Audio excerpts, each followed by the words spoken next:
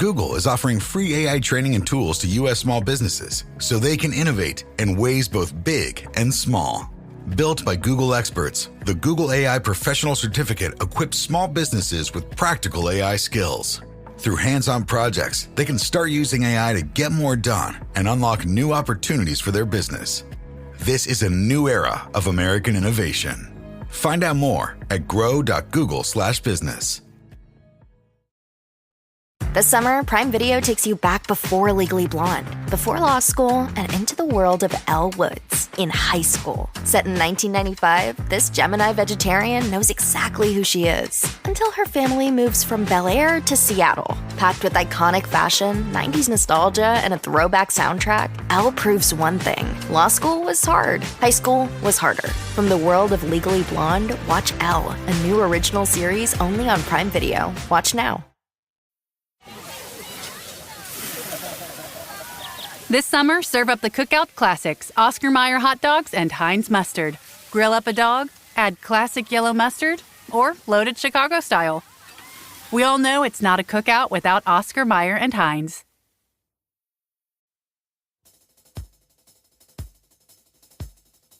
Down from the glen came the marching men with their shields and their swords to fight the fight they believe to be right, overthrow the overlords.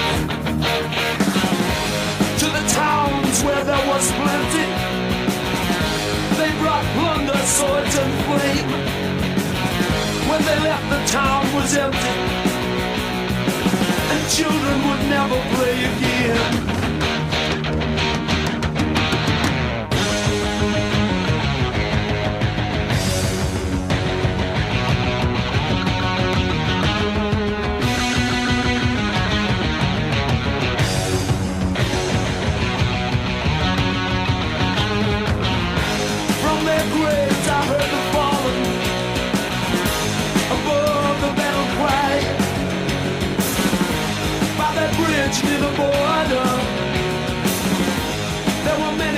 Good evening, everybody. Welcome back. It's Jay Scott. It's the Hook Rocks, the Ultimate Rock Community Podcast. Thanks for tuning in once again. Always appreciate when you stop by and give us a listen. Don't forget to write us a review wherever you listen to on any podcast platform, and set that app to automatic download so you get the latest episodes right to your phone. We're approaching our 500th episode here, probably going to be doing that in the next couple of months or so, and our 4-year anniversary. So looking forward to those milestones as well. We are part of the Pantheon Podcast Network, a great network of music-related podcasts. So check them out at pantheonpodcast.com, as well as on social media, Instagram, Twitter, Facebook, at Pantheon Pods. And you can do the same on all three of those platforms with the Hook Rocks. We've had some great shows recently. We just had Phil Lewis from LA Guns. We had Matt Wake talking about the new LA Guns album. We've had some new bands, too, as well, who are putting together some tours, like Tuck Smith and Jared James Nichols. They were both on, as well as Metadead from the Dead Deads and Josh Kennedy from the Black Moods. We did our quarterly live album review of Rush Exit Stage Left. We had our Professor Skylab, talking vintage audio systems and the new craze of collecting these old systems like Pioneers and Kenwoods and all that kind of stuff. And we also had Rick Nielsen from Cheap Trick, Richie Kotzen from the Winery Dog. So check out all those interviews and more of those conversations, and have a really special show lined up. And I got this idea while at Rockin' Pod. I was looking at Don Jamieson, and I'm like, you know what? I'm like, I've been wanting to have Scott Gorham from Thin Lizzy back on, and I can't think of anyone better to co-host this conversation, this interview with, than Don. So I approached Don at Rockin' Pod. I'm like, hey, I'm thinking of having Scott Gorham from Thin Lizzy on. Would you want to do the show with me and co-host it? And I think he said yes before I finished asking the question. And here we are. We got Don Jamieson co-hosting, and we got Scott Gorham back from Thin Lizzy. So it's your fault, Jay. Jay, you know this is your fault. You know that, right? Yes. I'll be more than happy to take the blame for it, because this is. I gotta say that intro was so seamless. It's almost like you'd done it before. Yes. That's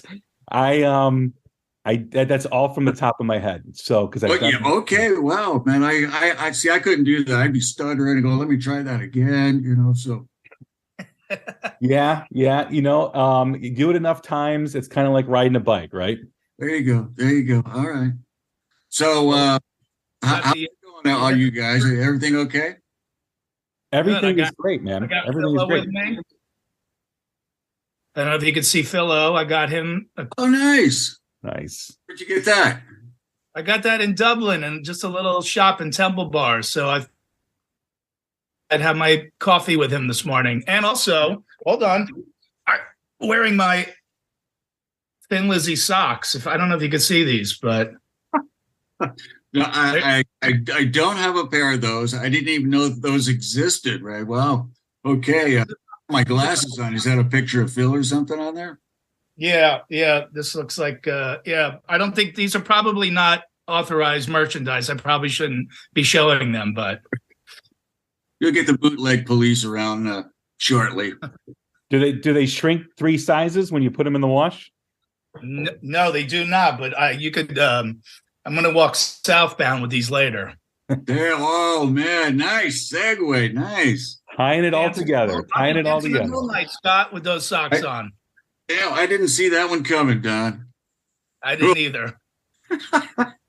What do you guys want to talk about this time? Well, funny you should ask, because last time you were on, you talked about the live at the Sydney Opera House you were planning on re-releasing, and you talked about it. And it was released last summer. Wanted to have you on, had some other things going on, but I wanted to revisit it after the first of the year, which we're doing. But I wanted to talk with you about the re-release of it and kind of the packaging that was with the Phil Lynott documentary, Songs for While I'm Away, and just about the performance, about the show, the concert, and kind of what led up to it, the experience of the show, and the decision to re-release it. All right. Well, I guess the last time I talked with you, we hadn't had a chance to mix it yet, right? Yeah. It had been on my, I hate this phrase, but bucket list for years, right? Because I know it had been on sale in this totally raw sense. It was just like a board mix that was being sold out there. And I heard it one day and I was just, I was angry. Who's selling this stuff? Nobody gave permission on it at all. But finally, I did get permission to mix it. And as you can see, there's no overdubs on it, ladies and gentlemen. So, but it's to me, it was really fulfilling to be able to actually put on tape what was there on the night, and everything's balanced up and all that. So it turned out to be a really pretty cool concert. A crazy day, while we were doing it, but at the end of the day, it was a pretty cool concert. What was it about that show that made you want to revisit it? Well, it was probably one of the oddest situations that Thin Lizzy had ever been put into. Because, we go out on the road, you go into rehearsals, you're a guitar tech, somebody else is good. Everybody knows their job. Everybody knows exactly what's going on, right? And all the promoters, all the right PA, monitors, the whole thing, right? So you can just walk on stage and just do what you're going to do, right? So, which is what happened all the way through the Australian tour. I mean, it was just a really killer tour. We're playing to between, I'd say, 15 and 20,000 people a night, and everything goes like clockwork until we get to Sydney. Now, our managers had been negotiating with the mayor of Sydney and the fathers of Sydney, the political side of things, because we wanted to do it at this place called the Sydney Opera House that nobody had ever done before, and nobody had even thought about doing it. And we were kind of running up against a brick wall there because all these city fathers and all that, and the people of Australia, they look at the Sydney Opera House. It's their Taj Mahal. It's their Eiffel Tower. It's whenever you see a picture of the Sydney Opera House, you know exactly where in the world that is, what city, the whole ball of wax, right? So they were anxious that, fans were going to come in and kind of trash the place. So we made a deal with them saying, they said, okay, we'll let it go. But, you can't have tens of thousands of people there. We're going to cap it off at 6,000 people. So, we were, a little disappointed with that. But hey, Sydney Opera House, the coolest setting in the world, the Iron Bridge right in front of you. It's a very cool setting. Yeah, man, let's go do it. So while we were out on that Australian, apparently, as the story goes, allegedly, there was a couple of disc jockeys in Sydney that kept blasting out over the airways. Okay, well, next Friday night, Thin Lizzy's coming to town, and we hear there's still tickets available, which there weren't. It had been sold out for weeks, right? So what happens is all these people show up, and I don't mean like, a few thousand. I mean like tens of thousands of people show up to this show, and they realize that their security is woefully understaffed now. So the police have to come in.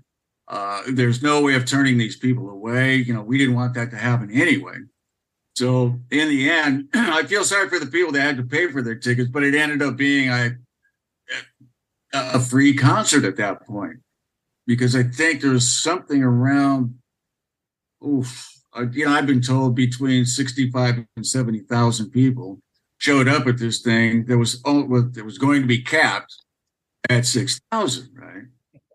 So, you think to yourself, well, that's cool. Hey, we're just going to get out there. We're going to have fun. 6,000, 65,000, great, But a few hours before we went on, our sound engineer, Pete Eustace, came up to us backstage. He goes, guys, we got a little bit of a problem here. Okay, Pete, what's that? And he says, well, this PA we have is just ridiculously underpowered for this many people out here. It's not going to be able to reach the back, the sides, because there's people all around, right? So we're thinking, hey, we can't bring in PA now. I mean, it's because every road is blocked trying to get into this place anyway, right? And it's just too late, right? So, and the hell with it. Let's just go do it. We're going to have some fun, right? But then the monitor guy comes up to us and says, well, you can see where all this is going, right? He says, well, what they've shipped in, once again, it's the smallest monitor system we've ever used. And I don't think you guys are going to even be able to hear yourselves, right?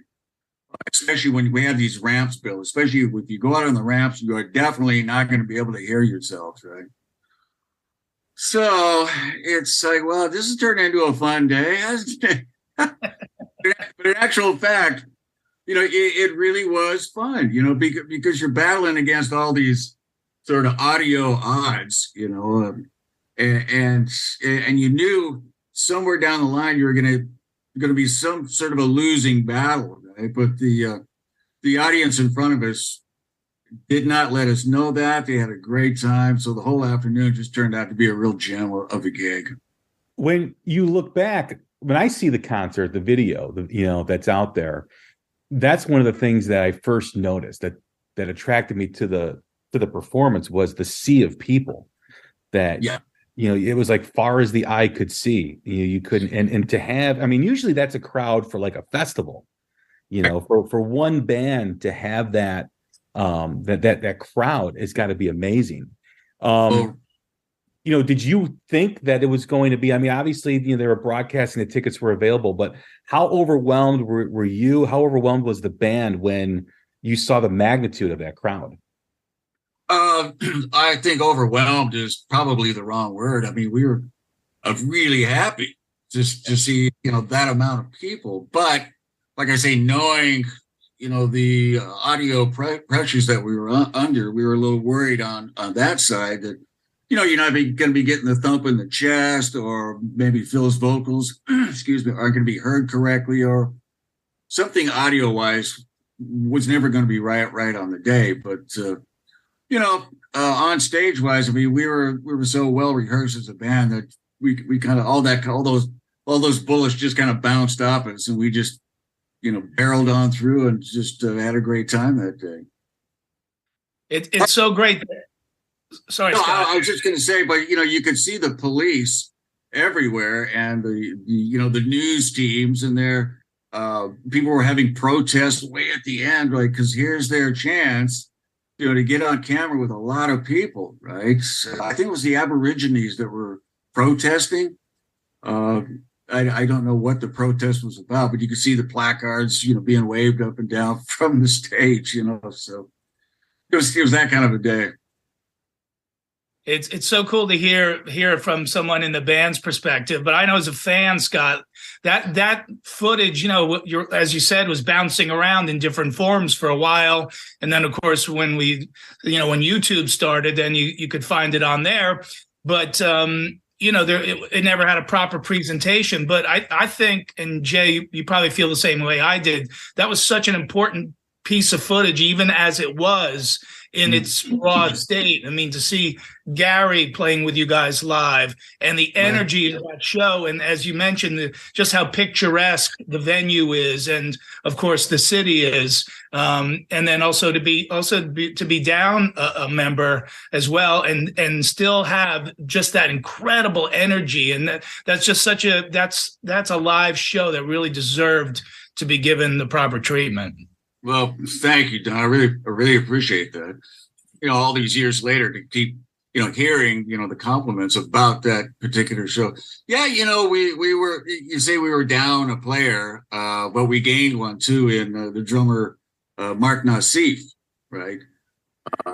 Brian Downey let us know 30 days before this whole thing was going to start that he wasn't going to come out on tour with us. So.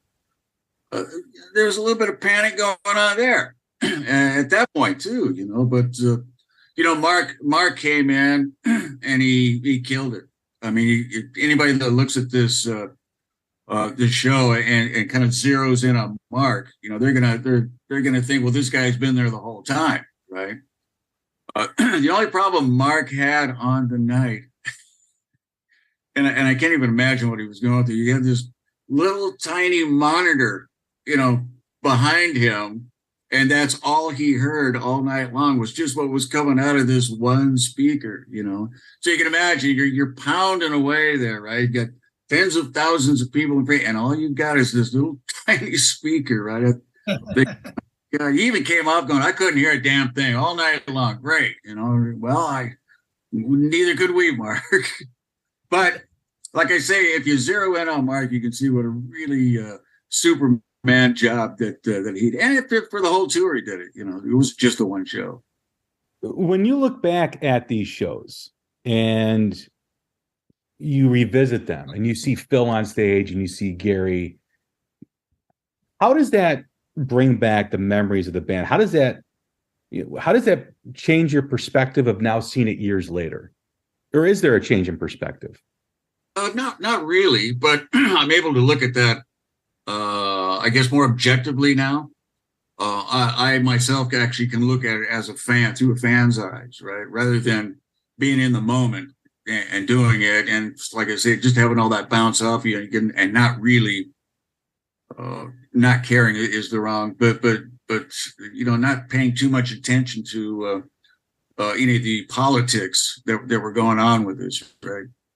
So I can actually look at that now and go, well, there was some pretty cool stuff that we were coming up with. There's a couple of songs, I will admit it, a couple of songs that probably needed a little more work, arrangement wise, But like I said, it was we really didn't have a whole lot of rehearsal time. I think Mark had maybe 4 or 5 days rehearsals, and then we were on the plane to Australia, so I got to give that guy kudos. I mean, every time I talk about this, I got to give him kudos, so good one, Mark. You're the man. Yeah, you mentioned that to me even when we were in England together. We started talking about that show, and you were so highly complimentary of Mark's playing. But again, as a fan back then, like we didn't even know, we're like, who is this guy? We didn't know who he was because, again, we didn't have the internet to run to and go, okay, he used to play with this band, this band, this band. We're just, okay, Brian's not there. So now who is this guy? So now we solve that mystery. And then on top of that, now you also found more of the show, right? Which is part of the package.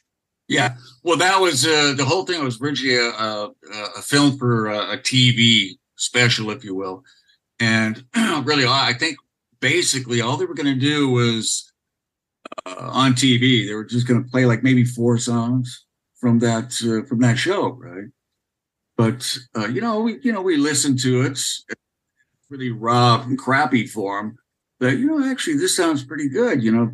Let's take this and later on we'll sit down in the studio and actually mix it in a way that it deserves. But maybe like 20 years later, and finally get around to it. Yeah, I'm not lazy. I just get a little forgetful. So. Looking at the show and revisiting it, what's your favorite moment? Ooh. Wow. That's a really good question. I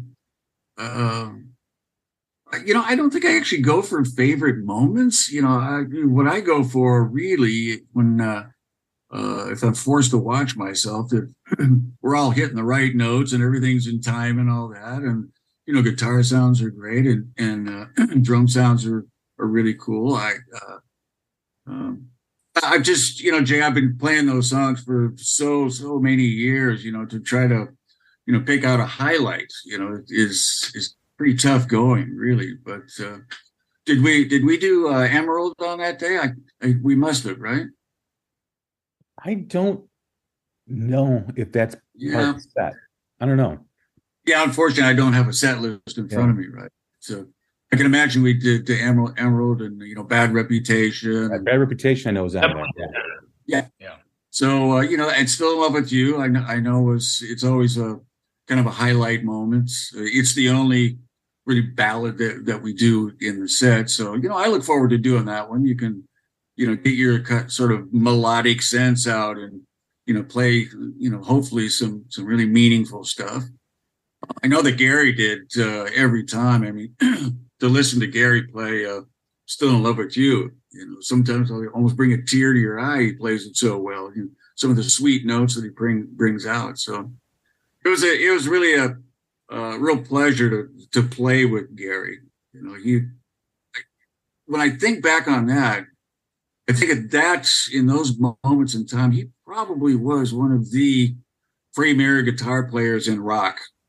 And the better thing about that is he got even better after that, So on his solo things and all that. So the guy was just a terrific guitar player and a real inspirational kind of guy to have as your partner up there and to have him do it night after night. So it's a pretty cool situation to be in for myself, anyway. Yeah, I think the thing for me and probably a lot of fans again is that component of it, which is having a live document with Gary Moore, a proper live release with Gary Moore, because of course you have one with you and Brian, and you have one with you and Sykes on Live Life, which is another thing I'm wearing Scott down with. Is remastering Live Life, and I think I've rubbed you raw enough that might take another 20 years, but I think I'm gonna get you to do it. Okay, well, that was when we did that album. Unfortunately, that was a real bad period for me, because of the whole drug thing, and Phil was going through it also, and really that was I would say it was my last show, but it was. And I hate to use this phrase, I lost interest. I just needed to get out of the situation I was as quick as possible. So I never gave Live Life probably the chance that I should have given it. So I will go back because you told me to, Don. Damn you, Don. And what else we're gonna do? Universal wants me to get in the studio and remix the Jailbreak album, which I'm actually really looking forward to. That's a hard album for me to listen to. And I think getting in there with a real sort of titties engineer, getting those sounds up to scratch and up to date and all that would really bring a shine to a lot of those songs that we recorded, 45 years ago. So I'm kind of looking forward to that. I know I'm putting like a bit of pressure on myself. If it doesn't come out right, people are going to go, so that was you that screwed that up, right? Oh, Jesus. It's your fault. But I think, the songs are all there, the notes are all there. It's just a matter of, putting on a better shine onto that album. So I think it'll work out pretty cool. Why is Jailbreak difficult for you to listen? Basically just, the guitar sounds, the drum sounds, it's just, there's not enough impact for me sound wise on that album that we got on, later albums, right? That one's, fell pretty short of the goal, but, hopefully I can, score a goal there and put it right all these years later, so, we'll see. Yeah, but that's what I mean. It's basically the whole sound of the album. It sounds really old to me. So what can I tell you?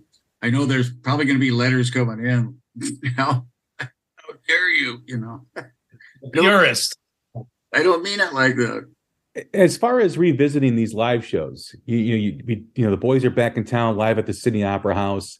You've done a lot of albums over the years of putting out live content of Thin Lizzy. First question on that: one, do you have any more shows that you got in the vaults? And two, how do you determine which one to put out? But there are more, and we like to record ourselves live, because we knew that was our arena. Being on the stage and live and in the moment, that was our arena. Being in the studio, we did like that, but that wasn't our mainstay. Our mainstay was going out on tour and playing in front of people, getting the vibe off people. It kind of inspired you to play better, play more, maybe play a little differently. I remember we did a show with Green Day a fair few years ago now, right? And this kid comes up to me. He goes, "Oh man, there's this newspaper that wants to do an interview with you." And I said, "Okay," and I made sure that it was a proper newspaper, right? And it was the biggest one in I think Copenhagen, right? So I sat down with the journalist, and this kid, kept wanting to, barge in and ask a few questions. I had to kind of calm him down. I said, "Listen, let me just do this interview. And then you and I'll sit down. You can ask me anything you want. I swear to God," right? He goes, "Oh, okay," right? And he was really cool after that. I get done with the interview, and it was a really thoughtful question that he asked me. He goes, of all the solos that you played on and recorded on the albums, why don't you play those note for note every night on stage? And I thought, I've never been asked that question before. And I said to him, he said, "Well, one of the reasons, I'm actually like at this point, I'm like 20 years better a musician, right?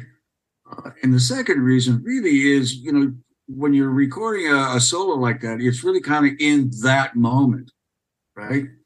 A lot of times you'll record a solo and immediately get into rehearsal and you'll change it straight off the bat, right?" He goes, yeah, but I really I love some of that stuff you were doing. I really wish you'd go back and think about that, which I did. And I thought, because when I hear other guitar players myself, and there's a really cool song, I kind of want to hear that solo myself. I don't want to hear him just kind of blaring away and blasting off into space here, doing anything he wants to. So what I did is next tour out, I sat down with the albums and I looked at the solos and I figured, well, okay, that's got a really cool intro to it. I think there's a lot of leeway in the middle there. So I can give myself a little bit of that. And if the ending is really cool and it's, kind of well known or whatever, I'll incorporate that back into the solo. So, it wasn't only just a really cool question from this kid, but it was, I think it was a question that needed to be asked to me, to calm me down. No, you got to go back to what, the reasons why we all love you and Thin Lizzy and all that. So I was really kind of grateful for that question. Did I go off track there somehow? Not at all. That was a great answer. That's the guy the purist that's gonna write you about remixing Jailbreak pretty soon. Right. It was perfect the way it was. Why did you mess it up? You stinking bum, man. I got some buckshot for you, man. I always say about remixes, I mean, first of all, if you're doing it, it's in good hands because you were the one who recorded it. But Right. but also that the original is still always available. It's not like you're taking the original one off the market. It's just, hey, we like you said, we put a little shine on this one. And in the modern age of production, it would have sounded a little closer to this. Of course, the old fans were used to the sound of that. But yeah, as a musician, you want that proper guitar sound. You want that you want it to stand up in the modern age. Yeah, you got it in one there. I'm not. There's none of the notage is going to change at all. It is what it is. It's already recorded. Like you say, I'm just trying to put a nicer sheen on the whole thing. Have you heard the new Live and Dangerous box set? You heard that at all? Because that's what I did with the Live and Dangerous thing, and everybody ended up loving it. So. It's the same process being done just on a studio album this time, So I do think it'll work. I'll hang it out there. Okay, I hope it'll work. All right. Okay, maybe it'll work. When you look back, did I cover all the categories there? Yes. When you look back at the stuff that you've done with Thin Lizzy and anything else that you've done, do you ever have that experience that a lot of guitar players do, that you listen to something 40 years later, 30 years later, whenever it is that you do it, say to yourself, I would approach that differently. I would attack that solo differently or played that differently. Do you ever have that experience? Oh, do you mean now? Yeah. Like if I was doing it now? Absolutely. I would have done that because my abilities at that point were so much less at that point than they are now, So it kind of goes back to the question that the kid asked me, I've been doing this for such a long time, blah, blah, blah. I want to change it up a bit. But yeah, there's, you think about it differently. As you get older and more experienced and just better at what you do, you're finding kind of new and maybe better avenues to take that first note down, or that middle section, or I could have ended it off like this, that this is what I would have done today, So, like I say, I have to watch myself to not do that on the classic Lizzy songs, and I still do it a bit, I'll admit I get a little indulgy there, if I can use that word, if that's even a word. But I try to keep it down to a little bit more of a dull roar these days. As far as the music goes for that performance and that show live at the Sydney Opera House, what was the impact of that show when it was done? The next day, the next week, the next months after that? On us or the audience? On Thin Lizzy. Well, for us, it was like, wow, that was a really cool show, and then as we always did, whatever you did last night, you kind of pick it apart the next day, to make the whole thing better, Like, well, that intro, I think if we would have done this like this, that would make it a lot stronger.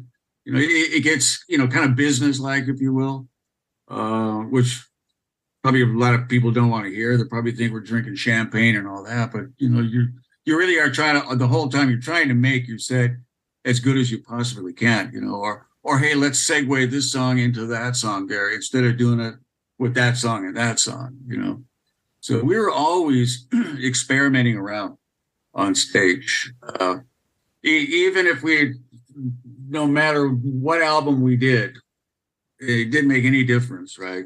There was always like another idea to put in that song, right? And we were always striving to make that set better than, last year's set. That song didn't work next to that one, so we got to ship that one around, or maybe just get rid of that one, put that song in. There's all sorts of conversations like that, especially in this. Actually, most bands probably do that, right? And if they don't, they probably should, but it's called you're really caring about, what you're actually playing to the audience. So you're trying to give yourself the best advantage you possibly can at any moment in time when you're on stage. I've been lucky to get a little sneak peek of that with the Black Star Riders. Same principle, when I've been out on the road with you guys, and I watch the show, and I'm like, man, that was a brilliant set. And then you guys are huddled up going, tomorrow, we're going to, let's make it an 8 count instead of a 4 count. And let's switch Don't Believe a Word to before this song. And so it really is like a constant putting together of a puzzle where the pieces can fit in different ways to always make the show even better for the crowd. Yeah, I'm glad you noticed that because, like you say, even in Black Star Riders, we're constantly trying to build the set. There's no way that you're gonna, start out with, say, set list A, and there's no way you're gonna make it all the way to the end of the tour with set list A being the same all the way through for 30 shows or whatever. That just, in my experience, that's never happens. So.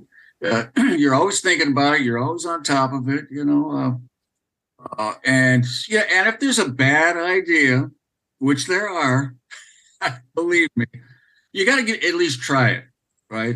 That's what I've kind of learned in my experience. You gotta, if somebody comes up with an idea, you can't just go, no, that's next. What's the next one? You got to give it a go, right? Because once you start shutting down people with their ideas, they're not going to bring the ideas any longer, right? Because that next idea just might be brilliant, so always keep your ears open, and your mind, to all the possibilities that could happen within that set. Yeah, like bringing a comedian on the road, terrible idea, but you did it anyway. You say that, and when it was first suggested, I've talked to you about this before, right? And I think we knew each other, but I didn't know you that well that first time. And I'm thinking, I don't know, man, really the comedian at a rock concert? You're going to have to kind of prove it to me. And man, you did. But it was great because what you did, it's not like you got some sort of Las Vegas set or something like that. You're the hip guy out there, and you're talking everybody's language, right? And everybody's laughing their asses off. And you're putting everybody in a great mood. That, man, let's get it even more. Let's bring some music on. So I have to admit, and don't get a big head here, Don. Even after the first show, I went, yeah, okay, I was wrong. This gotta stay, man. I'm having a great time, So, and I'm always telling you that. No, you are my biggest cheerleader. You egg me on too much, but I appreciate it. And of course, Scott's not a guy that Scott picks his words, carefully. He's not Scott's the kind of guy, if he pays you a compliment, he really means it. If he doesn't like you, you'll know right away. So it's a great honor. But anyway, back to you. What do I say to that? But actually, yeah, I think you're right about me. There's was a couple of people out on that last tour that I just didn't want to engage with. I know what I'm talking about, right? So we'll leave it at that. Yeah, please. Gonna get me in trouble here, man. Oh, gosh. When you mentioned, the set list that you do and how you change it up, unfortunately, though, there are bands that will do the same set list for 30 shows in a row. And sure. As a fan that goes to a lot of live concerts, nothing's more frustrating than going, 3 times in a run that a band's having and seeing the same show 3 times. I like that excitement of changing it up. I like that freshness that a new song and a set list can bring. As far as you have to have a high tolerance for repetition in this business. But Well, that's what really drives you to change the set list is, hey, if we're going to be doing these shows over and over again, we need to, have something for us that's fresh for us so we don't get stale. no, good question. But I don't think that's actually the reason. Really, the reason is just to make as good a set as you possibly can that really flows. You kick them hard in the beginning and then you keep it up, and then you kind of bring it down a little bit, you dip a bit, and then you slam them back up again. And, so you're always looking for that ebb and flow, so everything feels natural, set wise. Who's really good at that is Ricky Warwick.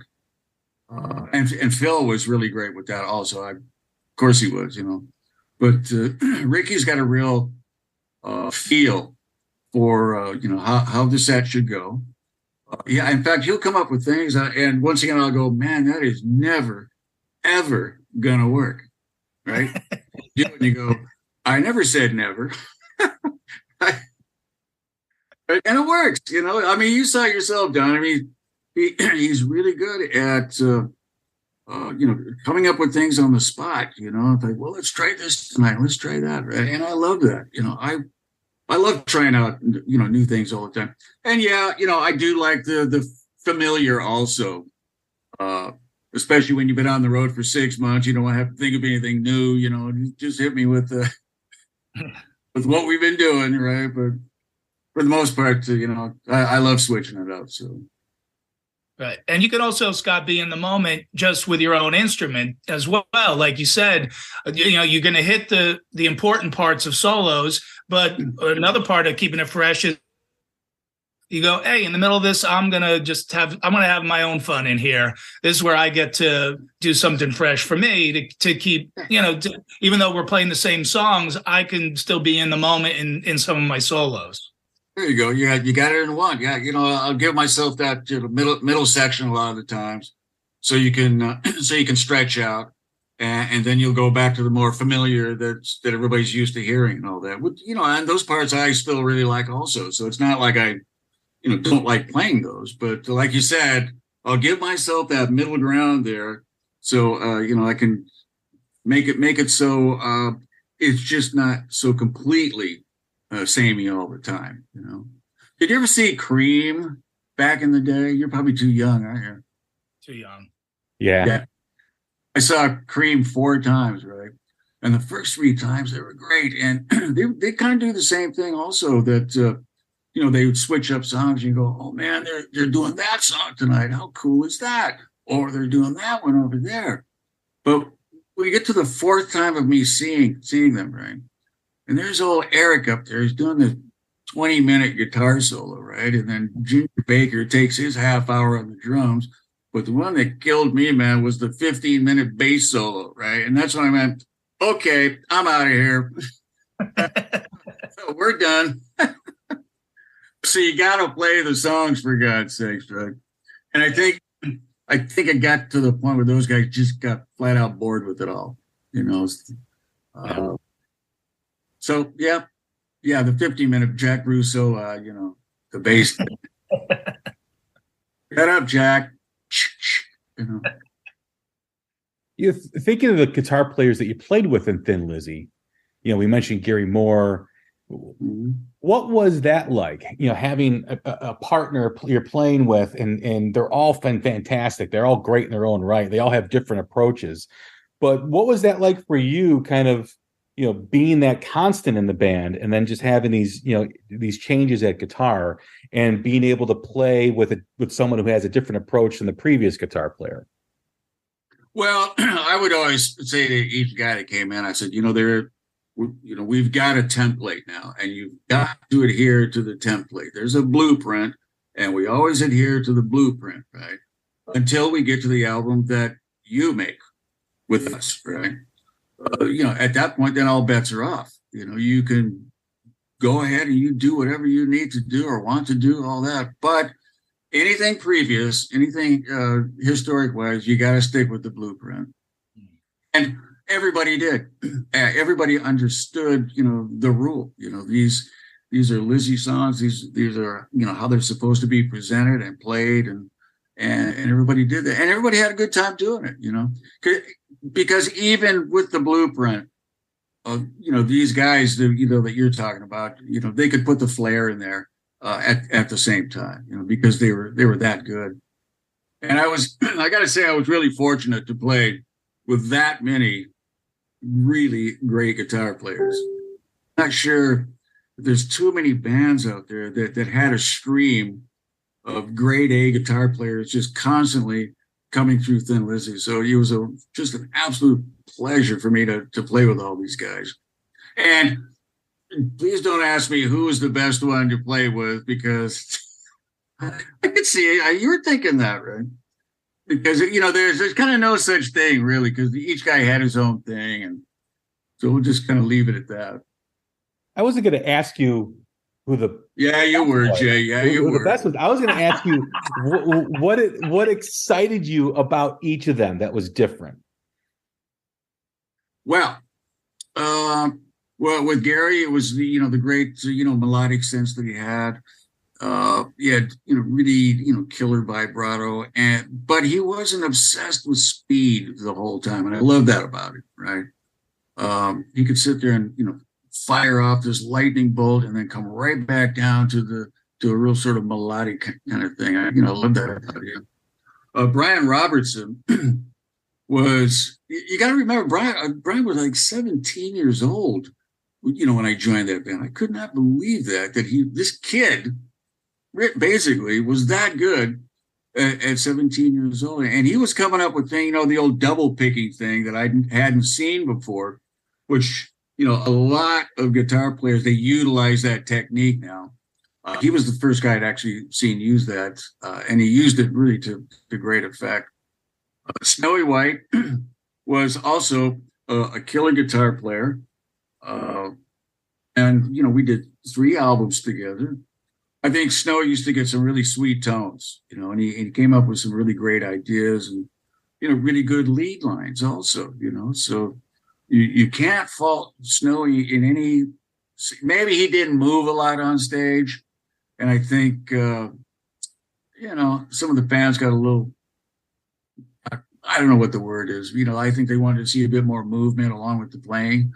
And then there's Sykes, who he likes to do the harmonics everywhere, but he's like a real blitzer kind of guitar player, but also has a sense about him that he can really get in there and get the old melodic thing going at the same time. So yeah, all these guys, they were just really great players, and I was able to go to school on all of them, right? Pick a little bit out of there and pick a little bit out of there, and then you kind of use it to your own advantage. You stick it in with your style kind of thing. I know Gary used to do that with me all the time. He'd pick things out that I was playing, and then I would hear him, and he'd be playing it, right? I thought, oh, okay, well, that's kind of cool. But I think we all, in one sense or the other, we all looked at each other, listened to each other, and if you heard something you liked, hey, let me try that. I think I'll have a go at that lick there, So nothing's off the menu. Everybody can try everything, and it's all legal. And basically, they despite their different styles, they kept you on your toes too. Oh, absolutely. Shit, I had to be on my toes. When with Brian Robertson, I knew how good he was, and I was constantly playing a catch-up game because at that point I'd only been playing guitar for 3 years, right? And I had really any kind of really experience of stage time and all that, right? So I was learning a lot of different things all at the same time, right? And then Gary comes in the band, and he's like a whole nother level up, right? Which I loved. If we knew more about our sleep, what would we do differently? Would we go to bed at a consistent time or take steps to reduce interruptions to our sleep? With Sleep Score, Apple Watch measures your bedtime consistency, interruptions, and sleep duration. Then, every morning it combines these factors into an easy-to-understand score from 1 to 100. So you'll know how to take the quality of your sleep from okay to very high. Know your sleep score with Apple Watch. iPhone 11 or later required. This episode is brought to you by State Farm. Listening to this podcast instead of doom scrolling? Smart move. Another smart move? Getting help from one of State Farm's 19,000 local agents when you choose to bundle home and auto. Bundling, just another way to save with the Personal Price Plan. Prices are based on rating plans that vary by state. Coverage options are selected by the customer. Availability, amount of discounts and savings, and eligibility vary by state. Tomorrow morning is knocking. Stock your fridge now. How about a creamy mocha frappuccino drink? Or a sweet vanilla? Smooth caramel maybe? Or a white chocolate mocha? Whichever you choose, delicious coffee awaits. Find Starbucks Frappuccino drinks wherever you buy your groceries. I'm just watching him play. I'm like, damn, this boy's got some game here, I just love the way he played, and Snowy and John and all that. And we keep forgetting mid-year. Midge will love that. Midge always calls himself the worst guitar player Thin Lizzy ever had.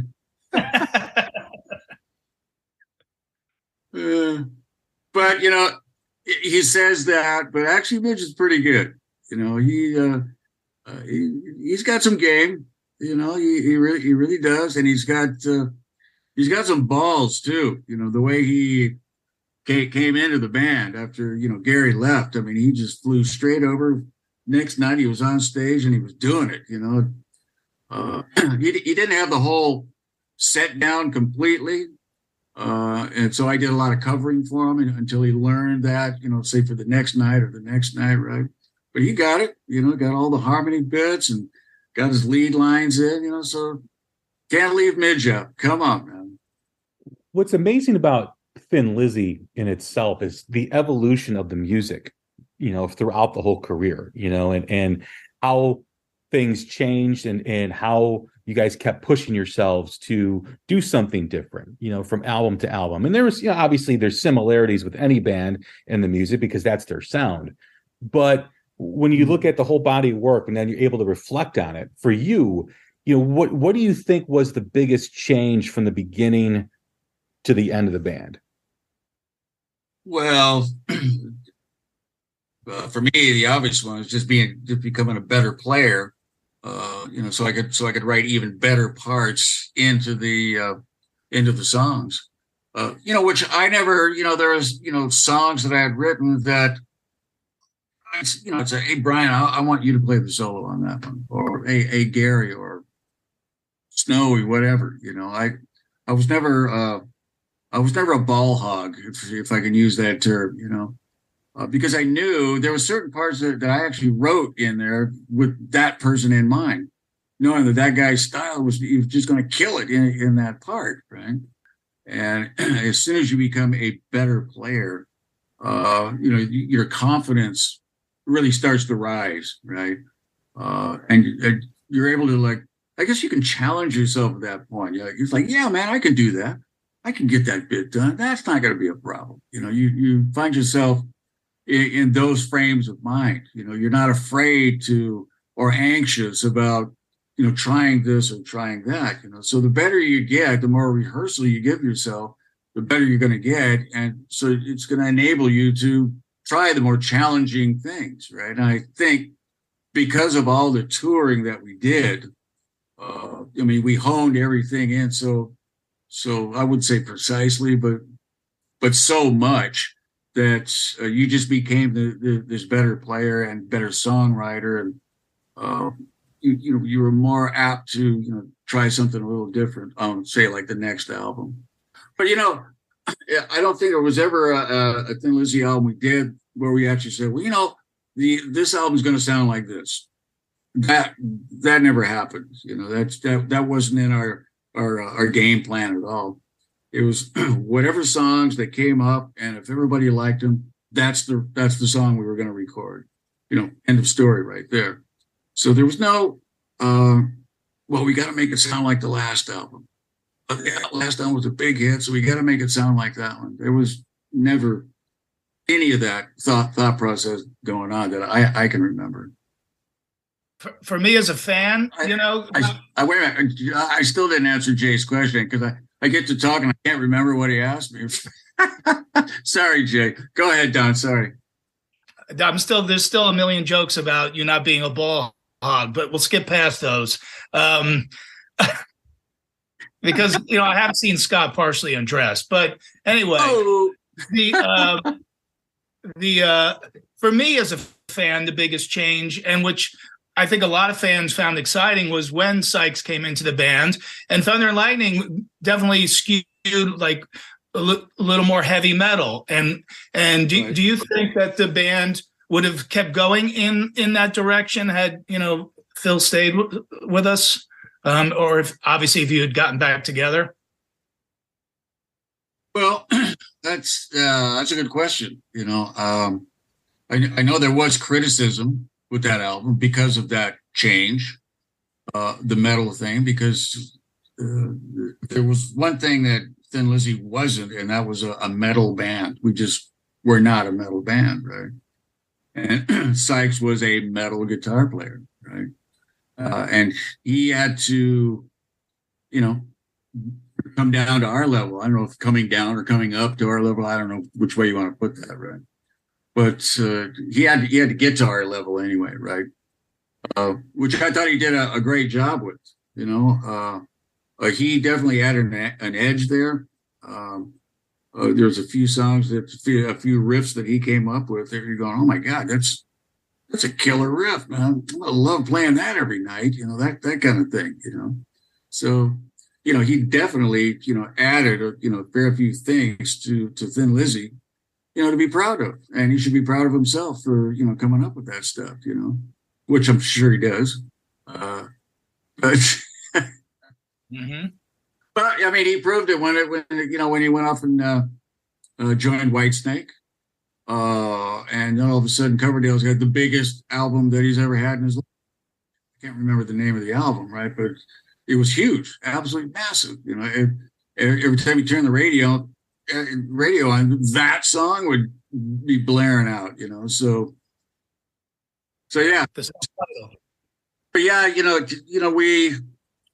I think that was the only real sort of handbrake turn that we used with Thin Lizzy was doing that Thunder and Lightning album. That was a real different way for us to go, and I wasn't opposed to it at all. Just it was a different sound. I liked the sound, and it was very cool. And like I said, I loved playing those songs live on stage too, because they were real, kind of driving kind of songs. With this release packaged with the documentary, one of the ironies of the packaging, or what the subjects are, we've got the live show and we've got this documentaries. In the documentary, it talks about the challenges that face the band when trying to conquer America, right? Yeah. And how you could never get that full liftoff, with the popularity, either because he had to cancel a tour because of a sickness or whatever it was. And then you look at the Live at the Sydney Opera House show where there's 60, 70,000 people there. It kind of tells me what could have happened had Thin Lizzy got the proper chance in America and capitalized on it. Do you feel that way too? Yeah, it was almost like somebody up there said to us, something? We'll let you be really, really popular for the whole world, but you can't have America. So is that bargain okay with you? And it was like, yeah, okay. And we took it, right? But on a better note than that, I think a lot of our problems was all the cancellations that we had in America. It never happened, not one time in the rest of the world. Every time it seemed that we got to America, something would explode. Somebody would pop the grenade and it was either over with while we were out there or over with before it even started, right? And from what I gather, I think people got a little, fans got a little pissed off. Hey, man, I bought the ticket, wait for you to come, and where the fuck are you? You just done this again? Really? Oh, for God's sakes, So I think that, Don and I have talked about this a couple of times. I think that was probably a good chunk of the reason why we lost ground in America. You can't keep doing interviews and saying we're coming, and then you don't show up. You can't do that, right? And the promoters get mad. And then there's that side of it. They're losing their ass on you because you don't show up. And the promoters have a really tough time. They're the gamblers in this whole thing, right? They're the guys putting the money up, right? All you got to do is show up and play. Right? But these are the guys that are taking the chance on it. Not just us, but everybody, right? So you don't want to screw them up, And I think we did that. Well, like I say, one time too many. Promoters got a little fed up. I think fans got fed up, which is a shame because I know for a fact, Philip just wanted to make it so bad in America.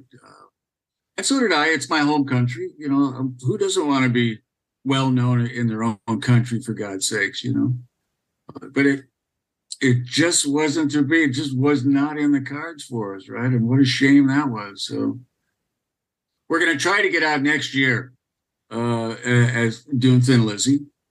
2024. And we're going to try to do God, I'm probably putting the whammy on this, right? Nope, they didn't show up. Right?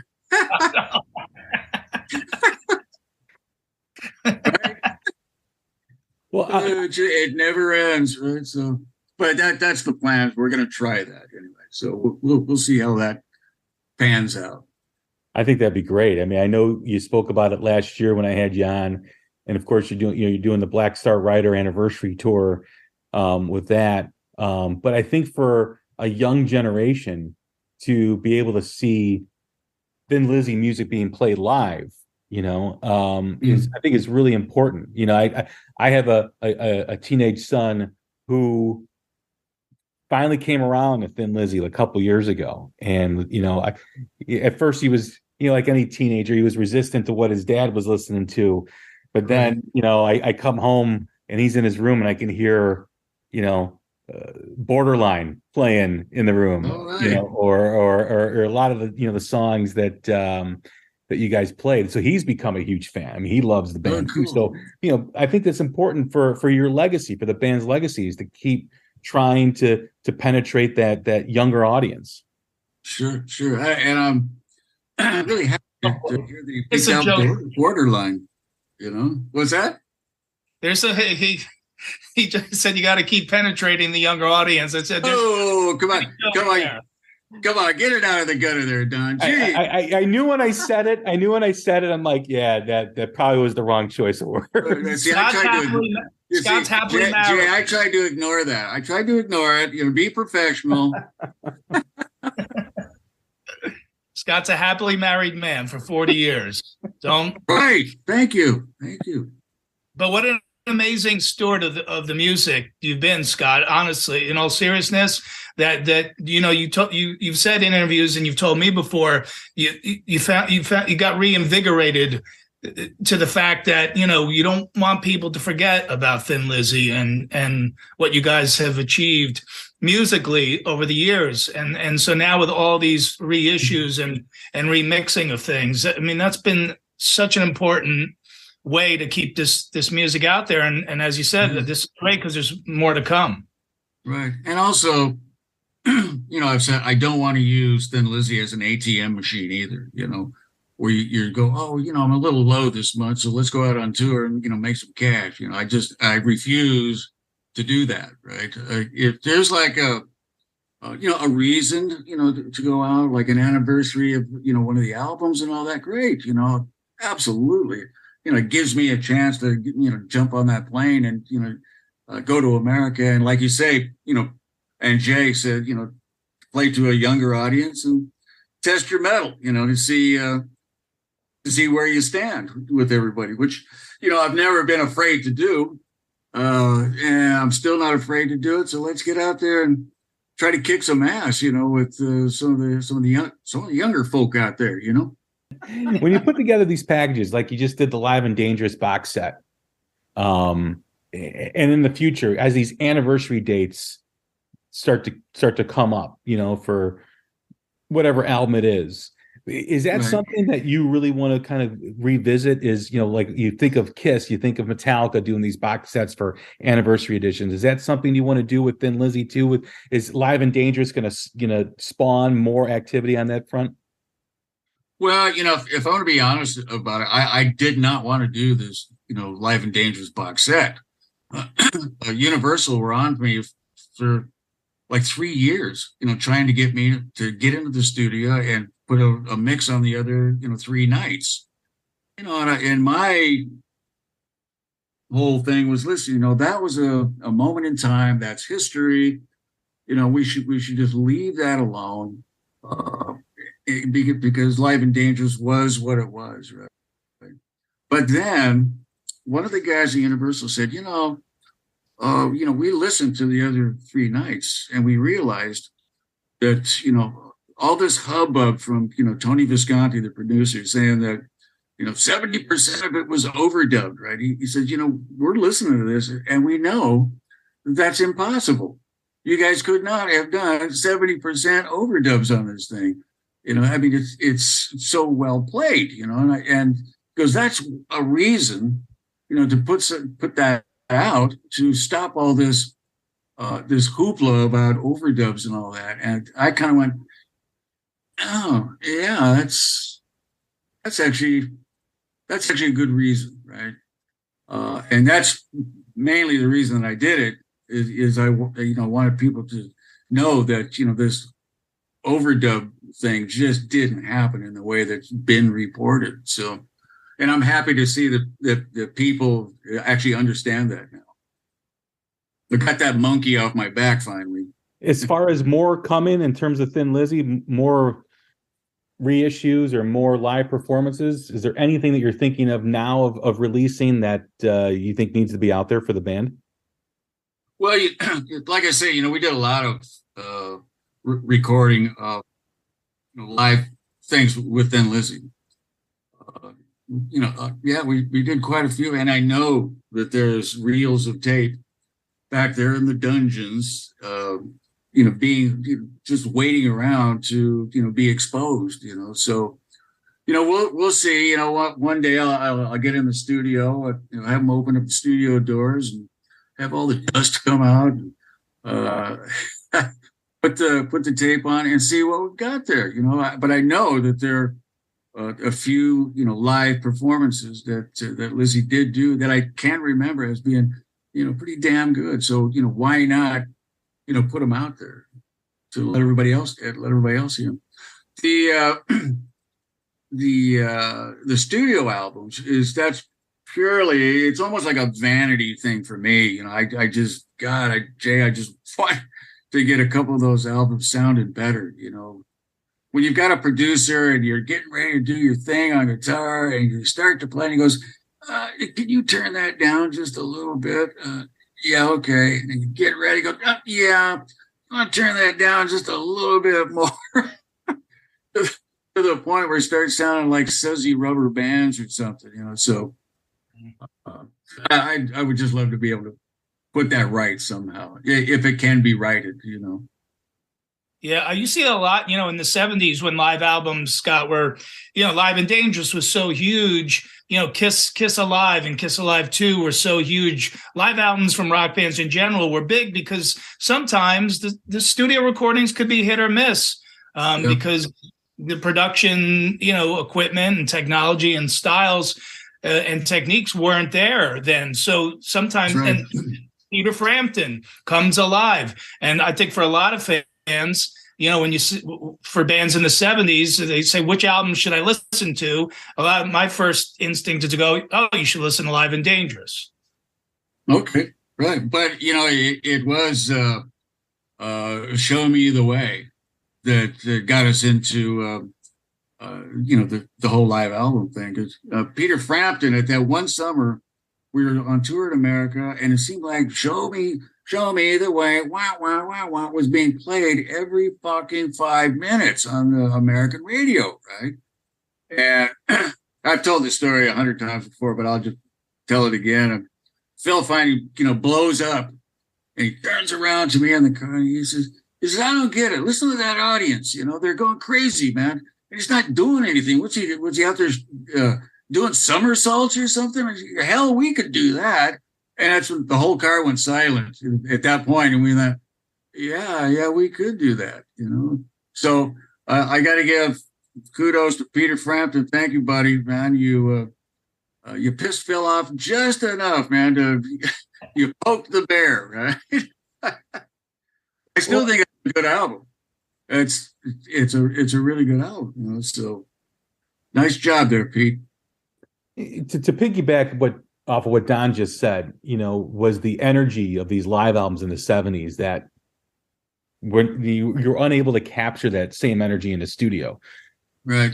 You mentioned Kiss, Thin Lizzy. I mean, there's so many live albums, and I think one of the things that I really enjoy about these live shows that you keep putting out over the years is you're able to capture the real essence of the band, over and over again, and not just show this band as a one trick pony or a band that maybe had one great performance. I mean, there's performance after performance that is just incredible. Yeah, well, we relied on that. We relied on the live performance. So if we weren't able to do it in the studio, by God, we were going to do it live. So that was to us, that was our way in. To the whole live performance thing. The problem in the beginning was selling enough tickets to get to be able to show people this, right? And it took the boys are back in town finally to get the numbers up so people were understanding what this band was all about. But yeah, you're right. There's so many bands that really they can't get that live thing in the studio. I mean, it's just pretty sterile environment that you're in anyway, right? There's no real danger there. You can stop at any time you want. Hey, and drop me in here or whatever. Live wise, you're flying by the seat of your pants out there. As soon as you see the green light, you're going, man. So I really like that sort of adrenaline rush of that. How much were the other bands' performances and how they were playing live pushed Thin Lizzy? Because I mean, when you think of, obviously there's some competitive spirits in between the bands that play, and the 70s is regarded as this iconic time in rock and roll, and you really had to be on your game when you played live, because bands were blowing audiences out the door, with the way they were doing. How much did that factor in? How much in pushing you guys to perform and be at a level that you guys were comfortable with? Well, I can tell you right now, if we were the support act on any show, anywhere in the world, our main job, this is the way we saw it, our main job was to blow those guys right off the stage. Sorry, man, you got to follow us, and good luck with that, right? Sometimes it worked, and sometimes it didn't. ZZ Top one day, Phil turned me on to ZZ Top, and I loved him. And we get to that one show that we're doing in Michigan, right? And we go to the backstage door and knock on the door, and the security guy opens up and says, "Yeah, we're in the support band. We're Thin Lizzy. Nope, nobody's getting in here. ZZ's doing their sound check. Slam. We're going, whoa, wait a minute, what? Knock, knock, knock. I don't think you understand here. We're actually on the show." He goes, "No, I don't think you understand, pal. You're not getting in while ZZ's doing their sound check." Slam, right? And I think we tried like 3 times, and every time it was the door slam, right? So that night, and none of us had seen ZZ Top at this point, right? We're backstage, and Phil's fired up. Man, he's pissed off, right? He goes, "Right, man, we're going to rip these guys a new asshole tonight, man. We're going to tear them apart, limb for limb, right? Nobody give up. Everybody's moving. And you got to play your ass off tonight." We're going, yeah, like the football coach kind of deal, right? And we walk out there, and we played a really good set. Got 2 encores, and we walk off all proud of ourselves, like, yeah, okay, ZZ, follow that, right? Well, and Phil says, "Let's go out in front, man. See how badly we killed him," right? So So we go to the side of the stage and we're walking, and we're watching them, right? And they hadn't even played a note yet, right? And Billy Gibbons walks up to the microphone and says, "Hey, how y'all doing out there?" And every arm in the place went up, right, with a huge roar, right? Says, "Why don't y'all get off your seats? Come on down here in the front. Let's have a party," right? And everybody rushed down. And I don't even think they remembered who the first band was at that point. We were just so that was a pretty good lesson, don't take anything for granted, especially if you've never seen the band. And they were great. I love ZZ. You told me a great story about Gary Moore seeing Eddie Van Halen for the first time and how he got inspired. Well, it's more humorous than in inspiration, it was I think Van Halen's first tour, right? And there were who are they touring with? Some big ass band, right? But they were the support band, right? Sabbath. Well, I think it was Sabbath. Yes, thank you. And Eddie comes out for his first solo and starts doing the whole tapping thing, right? And I look at Gary and go, "What the hell is that? What's that guy doing there?" Right? And Gary's going, "I do not know." Right? Because Gary, there's nothing I can play. I can't play. There's nothing I can't play. But now it's like, I do not know, right? And they're playing along, and Phil and I are laughing and having a great time. And like 2 songs later, turn around to Gary, and there's no Gary. He's gone. Gary Moore has left the building, right? We don't see him for 2 days because that was Cobo Hall that we were at, right? And so 2 days hence, we're at Cobo Hall now, right? And so we're doing the sound check, and what do we hear? There's Gary tapping away on the old guitar neck, right? He had spent 2 days teaching himself how to tap because he didn't want to have some guitar player do something that he couldn't do, right? Yeah. It took him 2 days to actually get it down to a decent level. So cool. I always love those stories, like you just said with Gary, where another band that's out there inspires another band to figure it out. I mean, we on the subject of Eddie Van Halen, how he just changed tone, he changed sound of the guitar and how it was approached, and being in that moment for you, being in a band that was around at that time and seeing that, I think of that story too, that like Neil Schon was following when Van Halen opened up for Journey on a tour. Like Neil would follow Eddie around, like, "Show me how to do that. Show me how to do that. I want to learn how to play that." And it's just like a little puppy dog or something. Yeah, it's just amazing to hear like how that one man in the midst of it all, while all this great music is going on in the 70s, changed the game. And other guitar players, like Gary, who's absolutely phenomenal in his own right, and you as well. Hearing that and just like being in awe of someone as you guys are at the top of your game. Well, I think Eddie was kind of a Hendrix kind of guy, right? The way he changed the guitar player's perception of what they could and couldn't do, right? I remember the first time I heard Hendrix and go, "Damn, I didn't know you could do that on the guitar. That's amazing. That's really cool," right? So then a couple of generations later, here comes Eddie Van Halen doing the exact same thing. Inspiring people with his own style, right? And changing, once again, the way people thought about, playing guitar and tones and, the speed on the neck and all that. So, yeah, Eddie, good man, great player and changed a lot of styles around in people's heads. So good for him. As far as what's next for Thin Lizzy, you mentioned, possibly touring next year. Have you assembled the lineup? Can you share who's going to be part of it? I cannot. No way. That ain't going to happen right here. I got to ask.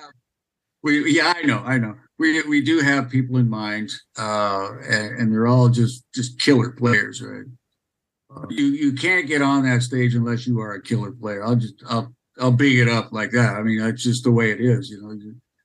There's no such thing as like an average player in Thin Lizzy. That ain't going to happen. So I am the average one, right? So you take as the low guy on the totem pole, right? So that's kind of the standard that I'm looking for.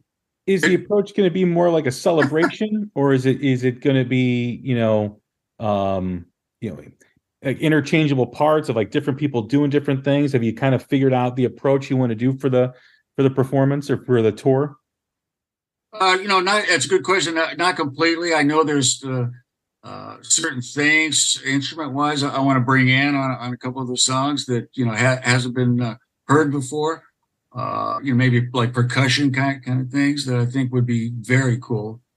I would say there's still going to be keyboards, like how we use Darren Wart and all that for like Angel of Death and all that kind of thing. So there'll be a lot of a lot of sounds up there coming off that stage as far as Lizzy's concerned, and I want to add a couple of textures to the whole thing. I don't want to go over the top with it, but I think there's a couple of spots that might make people go, oh wow, that's hopefully they're going to go, that's really cool. I didn't know you could do that with that song. So I'm looking forward to that, adding those extra bits in there. So we'll see. I've always said that the song Borderline is the very first power ballad. When you listen to that song and you listen to what came after, whether it's Still Loving You from Scorpions or some of these other songs that came after, the influence that song had on that generation, I don't know if it did or not, but when I listen to it, it's like, man, this is like the very first power ballad ever. Yeah, that was, Brian Robertson had a lot to do with writing that song. Brian, he didn't do a lot of writing, but when he did, he came up with like, nice little gems, and, Borderline was one. He didn't write the lyrics, but, musically he was, big part of that song. And I think the last time we played that was, I want to say 2017 when Live and Dangerous had its 40th anniversary or something like that, and we had to learn the whole album, which was fun. So, and Borderline got put in there, and I gotta say I really loved playing that song, along with Southbound, also a little bit more of a metal middly kind of song, So I think Lizzy will always have those couple of those kind of songs in the set, But Borderline to me, Scott, is that song between the lyric, Phil's vocal, and all the instrumentation. When I listen to that song, I feel like I'm sitting at the bar with Phil, and I can feel his pain in that moment. Right. That's how powerful. I'm glad you brought that up, Jay, because that's how powerful that song is, in its totality, where when you can actually feel, like I always say, AC/DC, Sin City, like you feel like you could see Bond, like walking into the casino with a woman on each arm, throwing those dice, because he's such a dynamic performer, and obviously the whole band, and Borderline strikes me as that kind of song too, where I'm just like, I feel for Phil in that moment. He's down, and right. Pour me another one, bartender. And you feel like you're just sitting there and you want to console the guy. So what I'm getting off of this is, if it doesn't get put in the set, you guys are going to be pissed off at me. There's a possibility. Yes. All right. Okay. All right. Here, let me just write that down. Okay. I just want to make sure. Oh, well, that's one. Yeah, what's remarkable about that song, to kind of keep talking about it, is how it's got so much subtlety, yet it keeps building throughout the whole song, and it's kind of a really unique approach for the band, because it's not the bombastic, boys are back in town, or the song that you're known for. It's this subtle approach that just keeps going and going and building as the song keeps going. It's very layered as well, and yeah, to piggyback off what Don said, you can smell the bar, you can smell the smoke in a bar, you can smell the liquor. I love that. Yeah, I love that. I love it. Yeah, no, that is so cool. I mean, that's as songwriters, you strive to have people like you, like yourself, and to get those kind of feelings, and to be able to sit here and talk with you guys and know that you actually got that is so cool. It's unbelievable. Thank you so much for that. I needed that.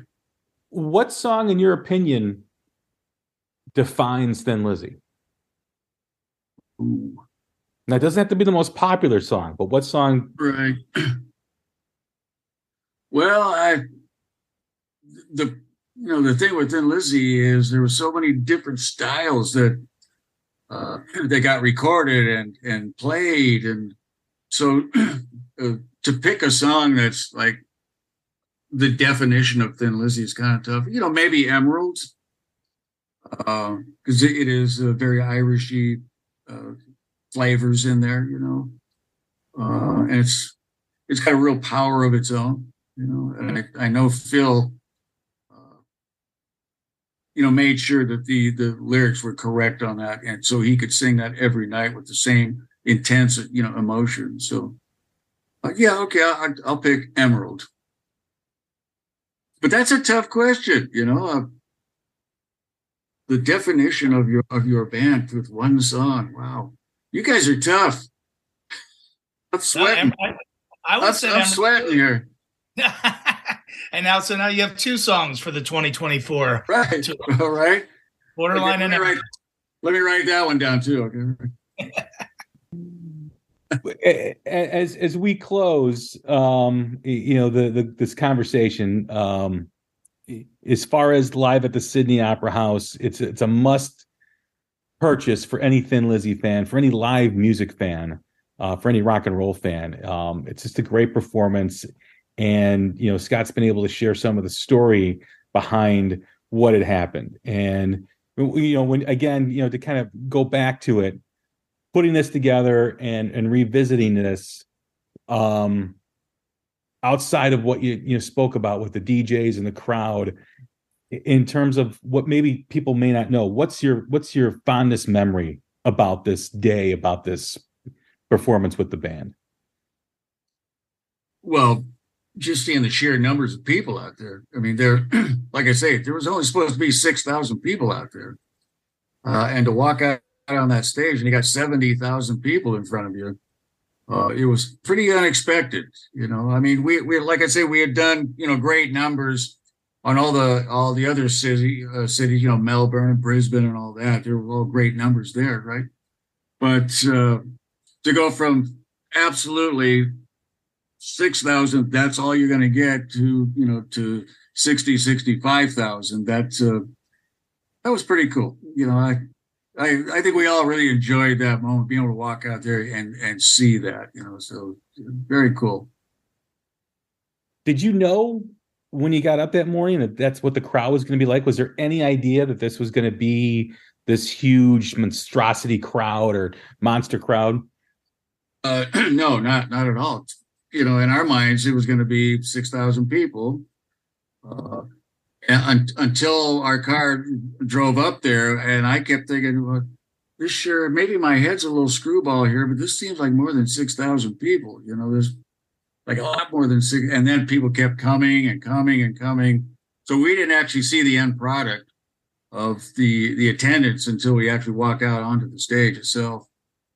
So it was a pretty big surprise. A nice one, though.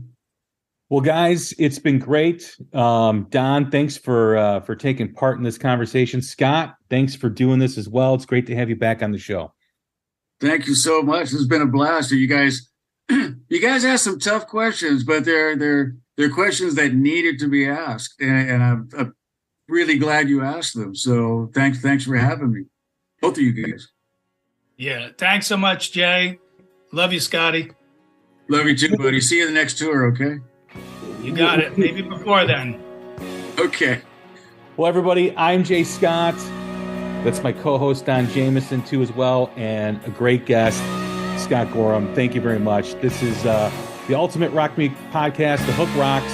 Stay safe, stay healthy, take care of each other. We'll talk soon. Thanks. It's midnight in the big city, at the bar drinking all on my own. Just thinking about that girl and me, how something's going wrong. Mister, tell me, my saving grace. The backroom boys are all telling me I'm a borderline case. Back on the borderline one more time. Back on the borderline one more time.